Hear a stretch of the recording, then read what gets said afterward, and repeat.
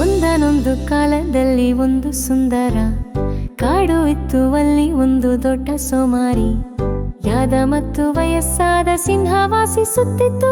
ಕಾಡಿನ ರಾಜನಾಗಿರುವುದರಿಂದ ಸಿಂಹವು ಎಲ್ಲ ಪ್ರಾಣಿಗಳನ್ನು ಕರೆದು, ನಿಮ್ಮಲ್ಲಿ ಒಬ್ಬರು ಪ್ರತಿದಿನ ನನ್ನ ಬೇಟೆಯಾಗಿ ಬರಬೇಕು, ಇಲ್ಲದಿದ್ದರೆ ನಾನು ಇಡೀ ಕಾಡನ್ನೇ ನಾಶ ಮಾಡುತ್ತೇನೆ ಎಂದು ಆದೇಶಿಸಿತು. ಪ್ರಾಣಿಗಳು ಸಿಂಹಕ್ಕೆ ತುಂಬಾ ಹೆದರಿ ಅವನ ಆಜ್ಞೆಯನ್ನು ಪಾಲಿಸಲು ತಪ್ಪಿಕೊಂಡವು. ಪ್ರಾಣಿಗಳು ಒಂದೊಂದಾಗಿ ಹೋಗಲು ವಿಮಾನದಲ್ಲಿ ಹಾರಿದವು. ಸೋಮಾರಿ ಸಿಂಹವು ತನ್ನ ಸುಲಭ ಬೇಟೆಯಿಂದ ಸಂತೋಷ ಪಟ್ಟಿತು. ದಿನಗಳು ಕಳೆದವು. ಒಂದು ದಿನ ಮೊಲಗಳ ಸರಿ ಬಂದಿತು. ಒಂದು ಪುಟ್ಟ ಮೊಲ ಸ್ವಯಂ ಪ್ರೇರಣೆಯಿಂದ ಸಿಂಹದ ಪಂಜರಕ್ಕೆ ಹೋಗಲು ಒಪ್ಪಿಕೊಂಡಿತು. ಪುಟ್ಟ ಮೊಲ ಸಿಂಹದ ಗುಹೆಯನ್ನು ಬಹಳ ತಡವಾಗಿ ತಲುಪಿತ್ತು. ಕೋಪಗೊಂಡ ಸಿಂಹವು ಪುಟ್ಟ ಮೊಲದ ಮೇಲೆ ಧ್ವರಚಿಸುತ್ತಾ, ನೀನು ಯಾಕೆ ತಡವಾಗಿ ಬಂದೆ ಎಂದು ಕೇಳಿತು.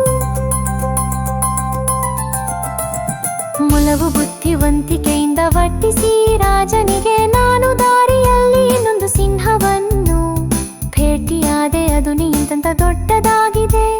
ಅದು ನನ್ನನ್ನು ತಿನ್ನುವುದಾಗಿ ಬೆದರಿಕೆ ಹಾಕಿತು ಎಂದು ಹೇಳಿತು. ಸಿಂಹವು ಕೋಪದಿಂದ ಮೊಲವನ್ನು ಕೇಳಿತು, ಅದು ಎಲ್ಲಿ ವಾಸಿಸುತ್ತದೆ ಎಂದು ನಿನಗೆ ತಿಳಿದೆಯೇ? ಮೊಲವು ಹೌದು ಎಂದು ಉತ್ತರಿಸಿ ರಾಜನನ್ನು ತನ್ನನ್ನು ಹಿಂಬಾಲಿಸಲು ಕೇಳಿತು.